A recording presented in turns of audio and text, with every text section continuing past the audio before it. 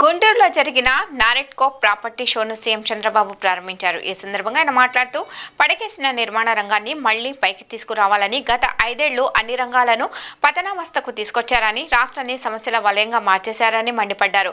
కొత్త ఏడాది నిర్మాణ రంగం వేగంగా అభివృద్ధి చెందాలని కోరుకుంటున్నామని ఆశాభావం వ్యక్తం చేశారు. గత ప్రభుత్వంలో నిర్మాణ రంగం అధ్వానంగా మారిందని, రాష్ట్రం పునర్నిర్మాణ అభివృద్ధి ప్రారంభించామని అన్నారు. ప్రధాని మోడీ విశాఖకు వచ్చి 2 లక్షల కోట్లు అభివృద్ధి పనులకు ప్రారంభోత్సవాలు, శంకుస్థాపనలు చేశారు. బ్రాండ్ ఆంధ్రప్రదేశ్ ఇప్పుడిప్పుడే ముందుకెళ్తుందని హర్షం వ్యక్తం చేశారు. నారెట్కో, క్రెడాయ్ వంటి సంస్థలు కలిసి ముందుకు రావాలని, రియల్ ఎస్టేట్ రంగంలో సమస్యల పరిష్కారానికి ముందుంటామని అన్నారు. 4 లక్షల కోట్ల పెట్టుబడులకు సంతకాలు చేశాం. 5 ఏళ్లలో 20 లక్షల మందికి ఉపాధి కల్పించాలనేదే మా లక్ష్యమని సీఎం చంద్రబాబు అన్నారు. నూతన సంవత్సరంలో కోరుకుంటున్నాను. ఈరోజు మీరు చూస్తే ఎన్నికలప్పుడు మేము చూసాం, నిర్వీర్యమైన రాష్ట్రం, ఎక్కడికి పోయినా సమస్యల వలయం, అన్ని రంగాలు కూడా పతనావస్థకు చేరిపోయినాయి. నిర్మాణ రంగం అయితే అడ్రస్ లేకుండా పోయే పరిస్థితి వచ్చింది.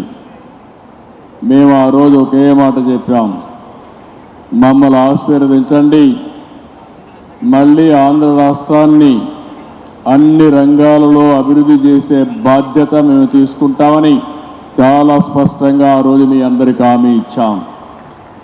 మా హామీలు నమ్మారు.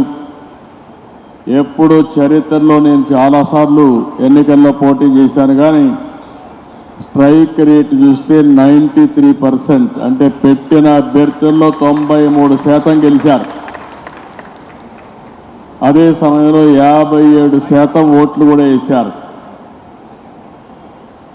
ఆ నమ్మకంతోనే మేము వచ్చిన వెంటనే మీరు ఒక్కసారి ఆలోచిస్తే పునర్నిర్మాణం ప్రారంభించాం.